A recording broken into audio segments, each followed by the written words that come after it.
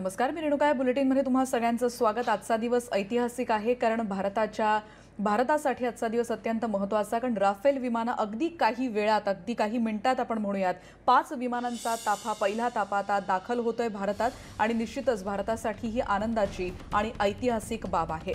आपल्याला माहिती आहे काही वेळात अंबाला हवाई तळावर ही विमानं लँड होत आहेत. तब्बल 1:35 म्हणजे अगदी काही मिनिटांपूर्वी ही लढाऊ विमानं भारतीय हवाई हद्दीत दाखल झाली आहेत आणि भारतीय हवाई हद्दीत दाखल होताच भारतीय नौदलानं त्याचं जोरदार स्वागत केलंय. INS कोलकाता या युद्धनौकेच्या कंट्रोल रूममधून हॅपी लँडिंग अशा शुभेच्छा देखील देण्यात आल्यात.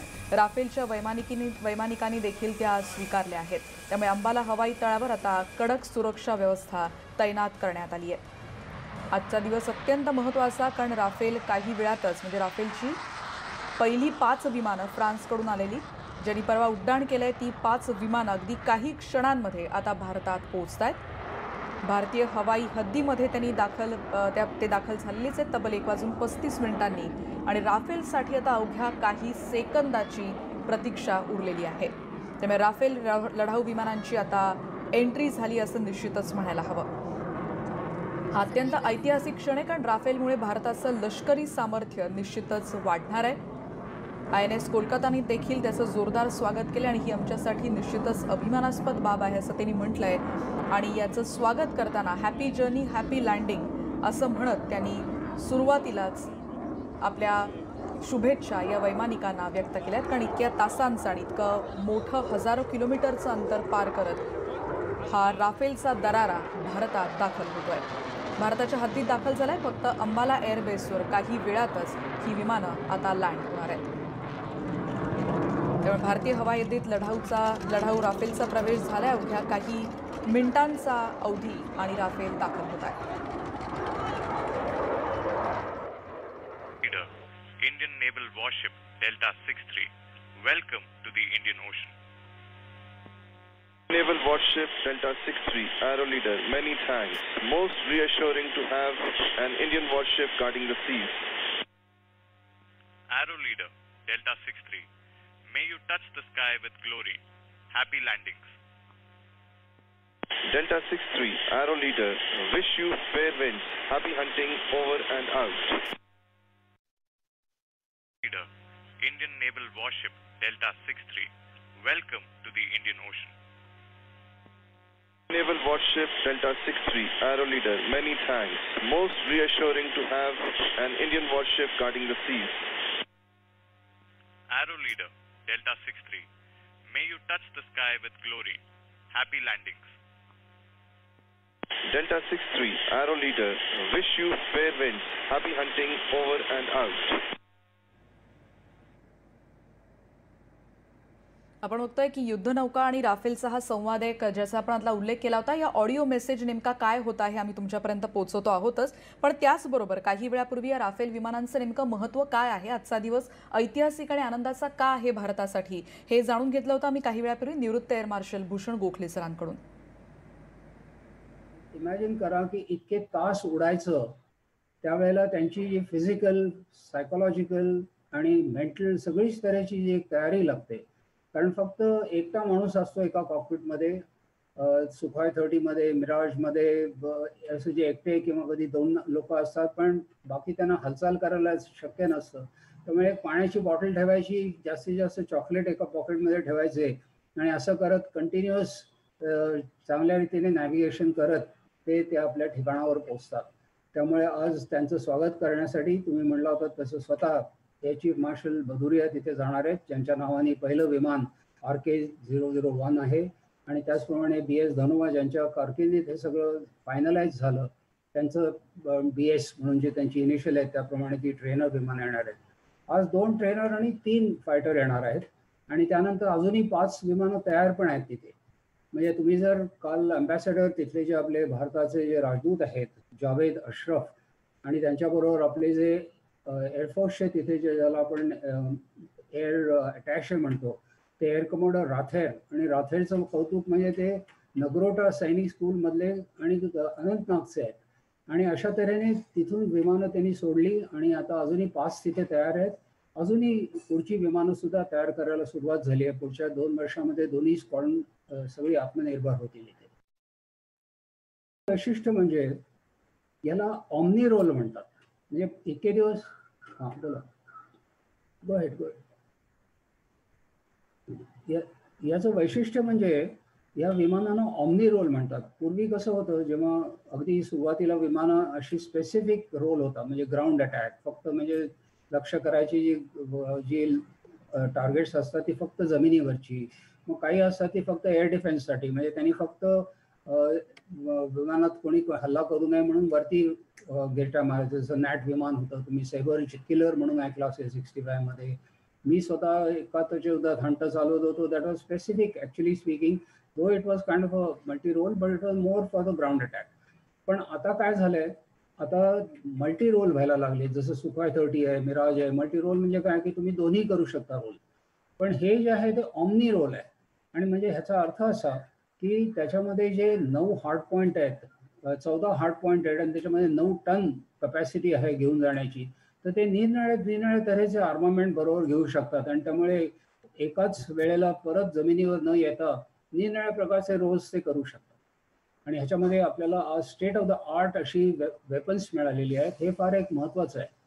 कित्येकदा आपण नुसतं विमान विचार करतो, पण विमानाबरोबरती जो कुठला आर्मामेंट स्वीट ज्याला आम्ही कम्प्लीट म्हणतो, म्हणजे जे विमान वेपन्स येतात ती फार महत्त्वाची असतात.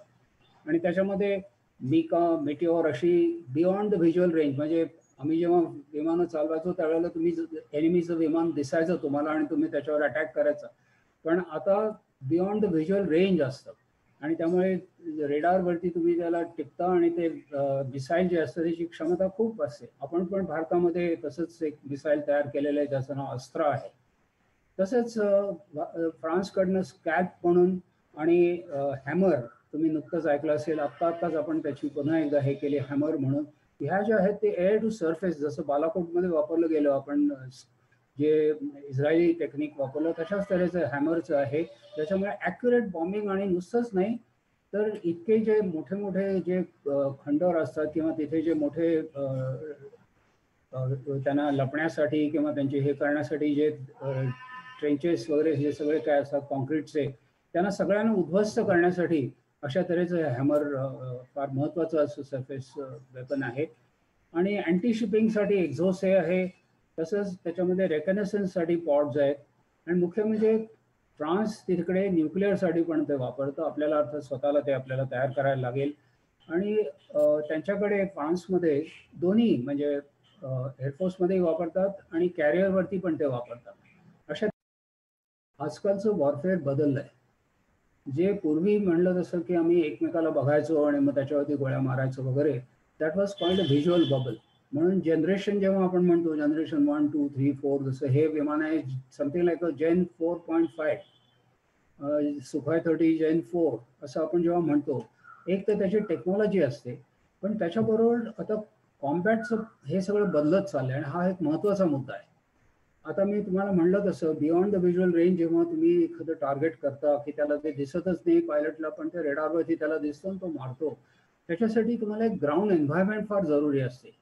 तुम्ही बालाकोटच्या हल्ल्यामध्ये सुद्धा ऐकलं असेल, एका लेडी ऑफिसर जी आमची रेडार कंट्रोलर होती, तिने खूप उत्तम काम केलं. तिला नंतर मेडल पण देण्यात आलं, कारण तिने बरोबर ते पाकिस्तानी जे विमानं येत होती त्यांचं बरोबर तिने विश्लेषण करून आपली जी MiG-29 सुखोय 30 त्यावेळेची होती आणि इन्क्लुडिंग अभिनंदनचं विमान होतं, त्यांना कसं तिकडे व्हेक्टर केलं.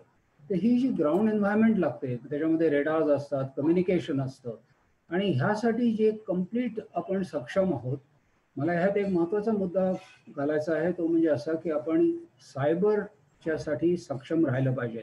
कारण ही जी कम्युनिकेशन किंवा रेडार ही सगळी प्रणाली असते ती जनरली नॅचरली एनिमी पण तितकाच ट्राय करत असतो की ही कशी सक्षम न राहू शकेल, आणि त्यासाठी ते सायबरचा वापर करू शकतात. आणि त्यामुळे आपण या बाबतीमध्ये मात्र कठोर चोख राहिलं पाहिजे. रफाल एयरक्राफ्ट्स बहुत ज़्यादा बूस्ट करेगा हमारी एयर सुपीरियरिटी को, हमारे इंडियन एयरफोर्स के एयर एक्टिविटीज़ को। और ये जो एयरक्राफ्ट है इसकी खासियत ये है कि ये 7 अलग अलग मिशंस भी कर सकता है। 7 अलग अलग एयरक्राफ्ट्स के मिशंस भी ये कैरी आउट कर सकता है, जैसे एयर डिफेंस हो गया, रिकॉनेसेंस हो गया, क्लोज एयर सपोर्ट हो गया, एंटी शिप अटैक्स हो गया, न्यूक्लियर डेटरेंस हो गया। तो ये सारी चीज़ें जो हैं ये 7 अलग अलग मिशंस कर सकता है।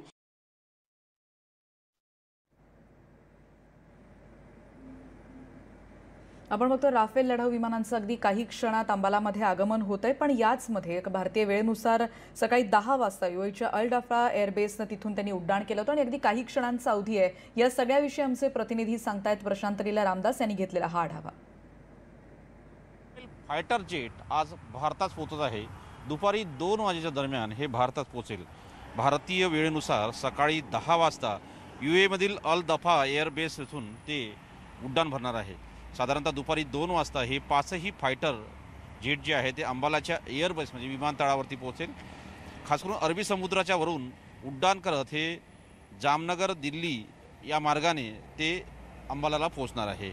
महत्त्वाचं म्हणजे जर बघितलं, यापूर्वी सर्व पायलटची आरोग्य चाचणी झाली आहे. या आरोग्य चाचणीमध्ये कोविड टेस्टसुद्धा या पायलटची झालेली आहे. या फायटर जेटमुळे भारताच्या हवाई दलाच्या क्षमतेमध्ये मोठी वाढ होणार आहे.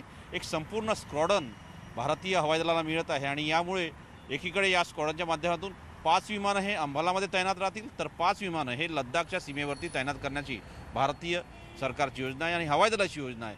या माध्यमातून कुठेतरी पाकिस्तान आणि चीनच्या मनात धडकी भरावी यासाठीच भारताचा हा मोठा प्रयत्न आहे आणि त्यामुळेच भारतामध्ये आज जे 5 फायटर जेट पोहोचत आहे त्याचं स्वागत हवाई दलाचे प्रमुख करत आहे. नवी दिल्लीहून व्हिडिओ जर्नलिस्ट टोजीसह प्रशांत रामदास, न्यूज 18 लोकमत. हवाई दलाच्या मुख्यालयाबाहेरून प्रशांत लीला रामदास या संदर्भातली माहिती देत होते. आणि राफेल लढाऊ विमानं हे सगळ्या समस्यांवर उत्तर नाही, चीनकडे देखील लक्ष द्यायला हवं असं मत व्यक्त केलं होतं राष्ट्रवादी काँग्रेसचे अध्यक्ष शरद पवार यांनी. न्यूज 18 लोकमतशी बोलताना काल त्यांनी प्रतिक्रिया दिली होती. बघूयात त्यांनी काय म्हटलंय. असं की राफेलचं नक्कीच मदत होईल, पण 4 राफेलची विमानं या ठिकाणी आली किंवा आणखीन 10 येणार आहेत, याच्यावर लगेचच आपण चीनच्या सगळ्या संकटाशी तोंड देण्याची आपली शक्ती आहे असं मी मानणार नाही. चीन आपल्या सगळ्याच्या लष्कराच्या संदर्भात कितीतरी पुढे आहे. चीन अर्थव्यवस्थेच्या दृष्टीनं आपल्या सगळ्यांच्या सुरक्षा फार पुढे आहे. मनुष्यसंख्याही तिथं काही कमी नाही आहे आणि त्यामुळे चीन हा दुर्लक्ष करण्यासारखा विषय नाही. मी सतत सांगायचो, माझ्या टीकाही व्हायची की पाकिस्तान हा खरी थ्रेट नाही आपल्याला, खरी थ्रेट आपली चीनच आहे. बघूयात राफेल विमानं नेमकी काय आहेत आणि ती किती महत्त्वाची आहेत त्याविषयी थोडी आणखीन माहिती देखील.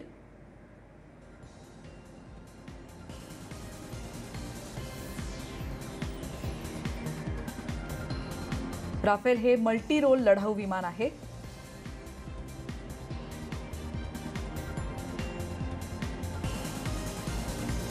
हवेतून जमिनीवर अण्वस्त्र हल्ला करण्यासाठी देखील हे विमान सक्षम आहे.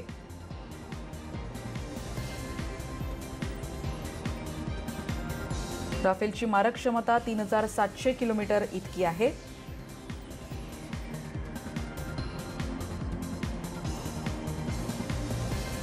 विमान 2230 किलोमीटर प्रति तास वेगानं उडतं, इतकी त्याची क्षमता.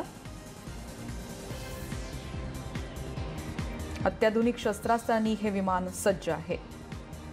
काही मिनिटातच राफेल दाखल होत आहेत आणि म्हणून आपण जाणून घेतोय हे राफेलची नेमकी वैशिष्ट्ये काय आहेत, कारण हे विमान 24,500 किलोग्रॅमपर्यंत वजन घेऊन उड्डाण करू शकतं.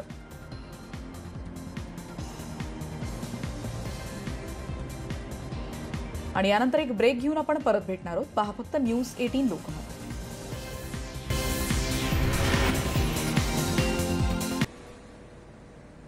पुढची बातमी आपण बघणार आहोत वसई विरारमधली बातमी आहे. वसई विरारमध्ये कोरोना रुग्णांची संख्या कमी होत असली तरी रेशन दुकानात मोठ्या प्रमाणात रांगा लागतायत आणि पुन्हा देखील त्यामुळे या सगळ्या रांगांमुळे सोशल डिस्टन्सिंगचा फज्जा उडाला आणि त्यामुळे पुन्हा एकदा ही संख्या वाढण्याची भीती निर्माण झाली. मनवेलपाडा इथल्या वरद विनायक महिला बचत गटाच्या रेशनिंग दुकानात इतक्या मोठ्या प्रमाणात रांग लागलेली आपण बघतोय.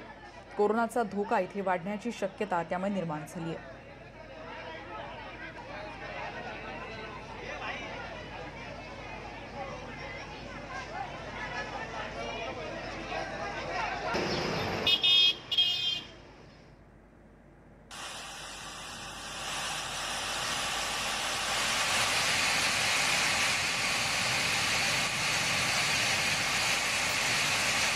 आणि आताची ही सुंदर दृश्य आपण बघतोय. राफेल फायटर जेट भारतात दाखल झालाय.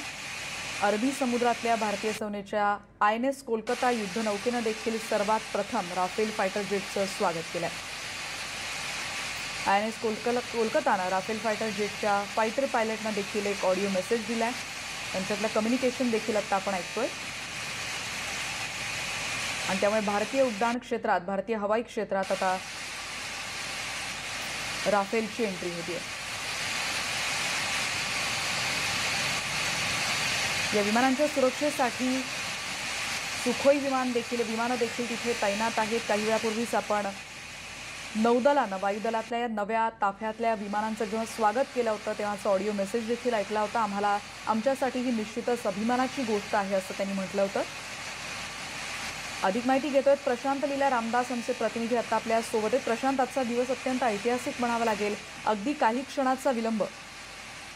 बरोबर, काही क्षणामध्ये भारतामध्ये सुखोई 2 जी विमानं आहेत ते कॉर्डन ऑफ करून सोबतच 5 राफेल विमानांना भारतात आणत आहे. याबद्दल आपण ज्या पद्धतीनं माहिती मिळते आणि ज्या पद्धतीनं चित्र आपल्याला पाहायला मिळते, व्हिडिओ पाहायला मिळतोय, त्यामध्ये 5 राफेल विमान हे हवेमध्ये उडत आहे, जे साधारणतः ताशी 2,500 किलोमीटर यांनी उडतात. त्या वेगाने ते येत आहे आणि सोबतच भारताच्या अंबाला शहरामध्ये ते उतरणार आहे. तर त्यापूर्वी भारताचे संरक्षण मंत्री राजनाथ सिंह यांनी एक व्हिडिओ ट्विट केला आहे. त्या व्हिडिओ जर पाहायला मिळते आपल्याला 5 राफेल विमानांच्या मागे 2 सुखोई 30 हे जे 2 विमानं आहेत त्या सगळ्यांना एस्कॉर्ट करत आहे आणि सोबतच त्यांना भारतीय हद्दीमध्ये सुरक्षितपणे कसं आणता येईल यासाठी ते प्रयत्नात आहे. त्यापूर्वी हे जे 5 राफेल विमान आहे यांनी INS कोलकाता जी आहे त्याच्याशी संपर्क साधला आणि तो संपर्क झाल्यानंतर ते भारतीय हवाई सीमेमध्ये आले आणि त्यानंतर आता काही क्षणात साधारणतः 2:10 दरम्यान अंबाला हवाई दलाच्या हवाई पट्टीवरती ते उतरतील अशा प्रकारची स्पष्टपणे माहिती प्राप्त झालेली आहे.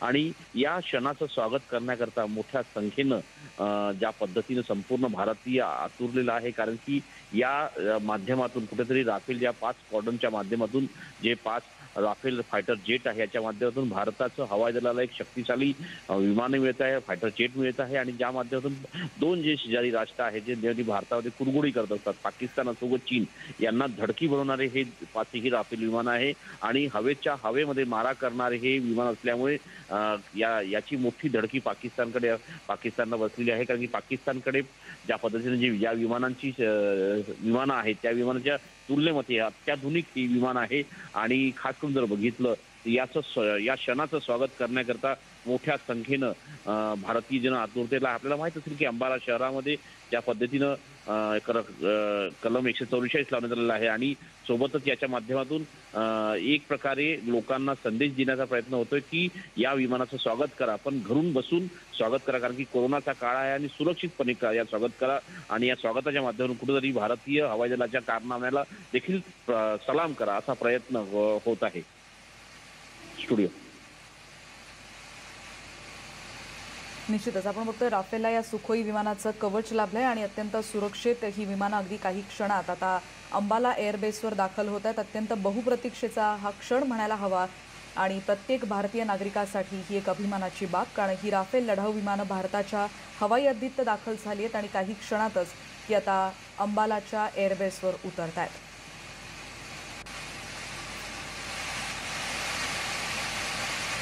अत्यंत सुंदर आणि तेवढीच संरक्षक अशी भावना प्रत्येक भारतीयासाठी, कारण 2 शत्रू राष्ट्रांकडे याच्या तोडीचं कुठलंही विमान नाही.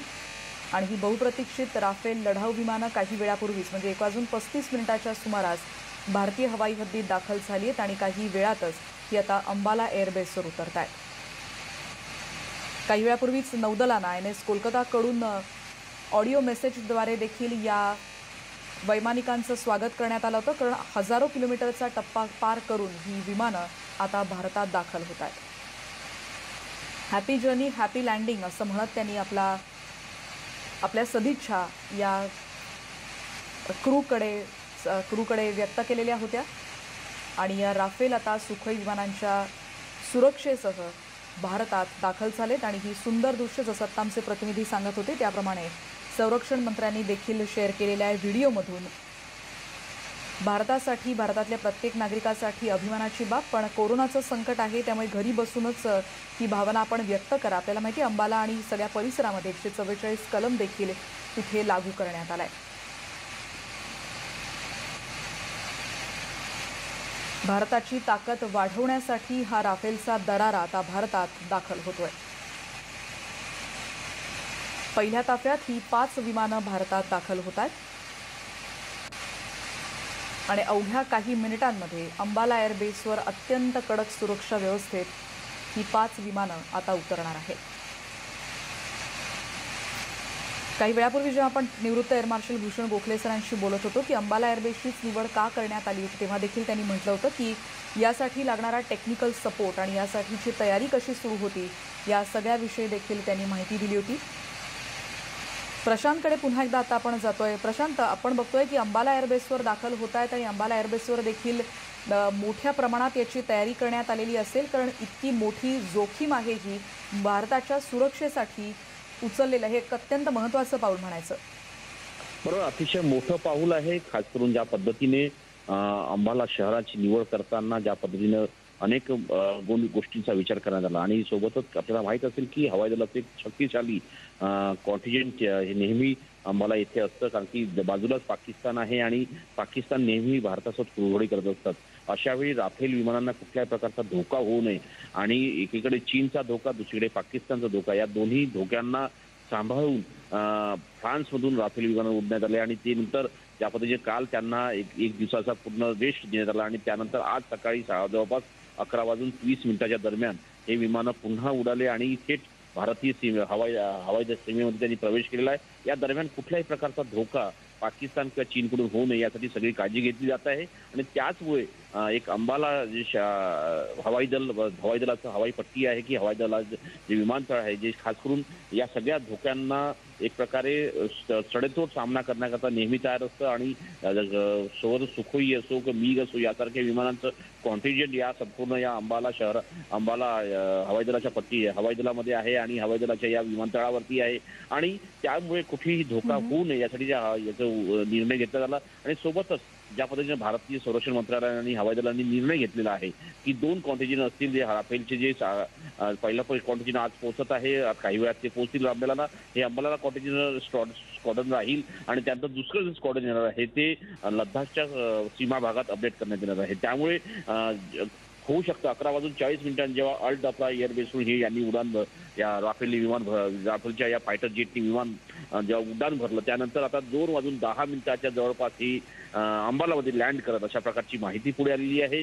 आणि एक प्रकारे ज्या पद्धतीनं अत्याधुनिक शस्त्रांचं सोबतच जवळपास ज्या पद्धतीने माहिती मिळते की हवेमध्ये मारा करणारे जे मिसाईल्स आहे की क्षेपणास्त्र आहे. सातत्याने तुमच्याकडून याविषयीची सविस्तर माहिती जाणून घेणार आहोत, कारण बहुप्रतीक्षित राफेल लढाऊ विमानं आता भारताच्या हद्दीत तर दाखल झाली आहेत आणि आता अंबाला एअरबेसवर त्यांचं स्वागत केलं जाणार आहे. आताची ही सुंदर दृश्य आपण बघतोच आहोत. या बातमीचा आपण काही वेळातच पुन्हा भेटणार आहोत, पण एका ब्रेक नंतर पहा फक्त न्यूज 18 लोकमत.